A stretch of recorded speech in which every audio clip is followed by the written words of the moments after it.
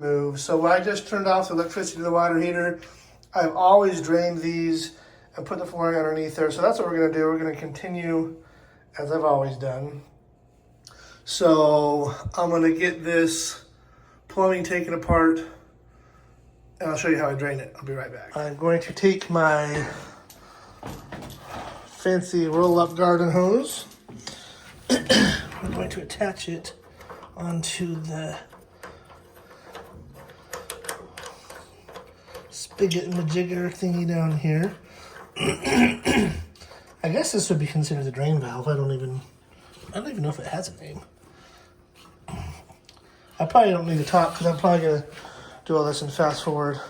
Okay, so one thing I like to do is on these water heaters, I've noticed several times that they get a lot of sediment and whatnot, and it clogs the hose. So what I like to do first with the water pressure is open this up. Come on. And kind of get it flowing. It's actually really good to do this. It's good for the water heaters because it drains any sediment out of the bottom. I know at my house I've got a well, and so I get they become sand collectors. Anyway, so now we've got that. Okay, I'm going to try to attempt to do this with one hand. So first, I'm going to shut off the cold water supply to the water heater. And then we're going to disconnect the cold. I'm making a terrible video here, sorry. I'm gonna disconnect the cold here.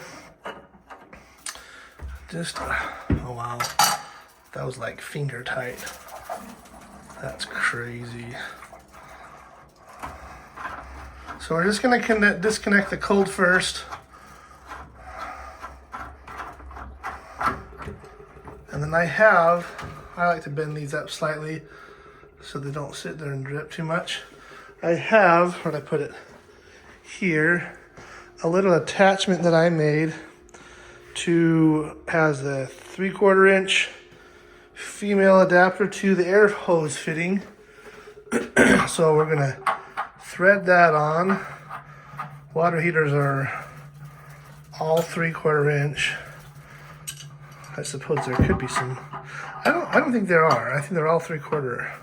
I've never seen one that's not 3/4. Now, if I was putting this fitting on for a water application, I would have Teflon tape on there. But we're just gonna put air through there to drain this. This has a rubber O-ring in there, so it doesn't need Teflon tape.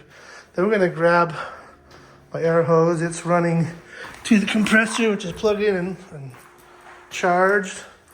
And then we're going to energize the water heater. And that's going to force all the water out of this hose, out right through the window. And it's going to do a little dance for us out there.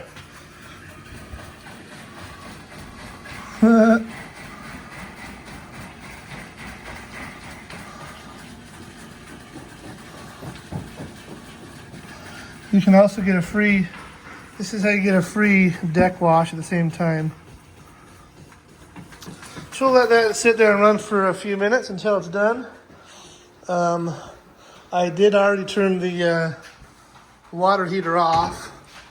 The power is off.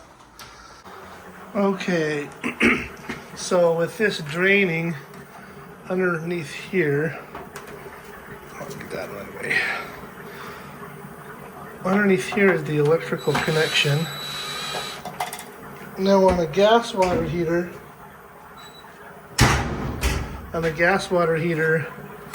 it would be obviously different because it's usually down the bottom. The electrical ones are really simple. I'm trying to do this with one hand, so that's making it more difficult. One more screw back there. I don't know if I can get to. Oh, I can get it.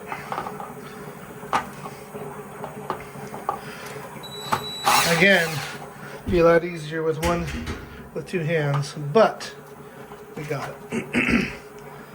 So I set these screws in this little pocket there so they don't get lost.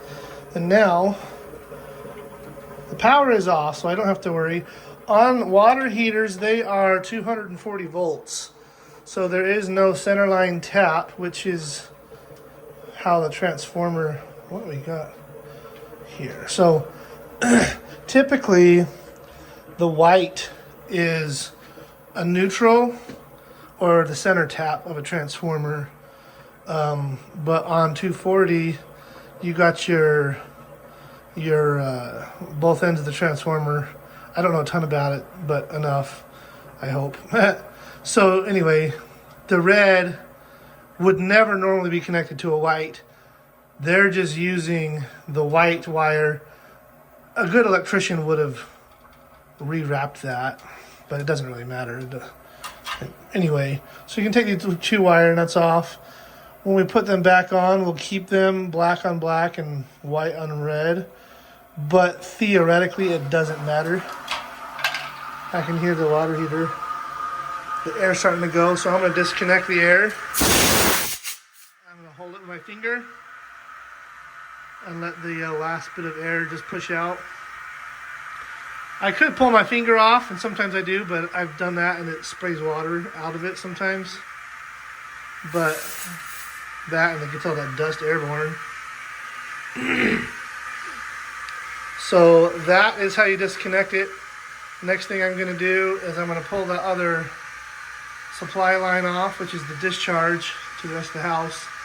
We'll pull that off and it'll be ready to remove. Right, now with the water heater out of the way, we get to clean up.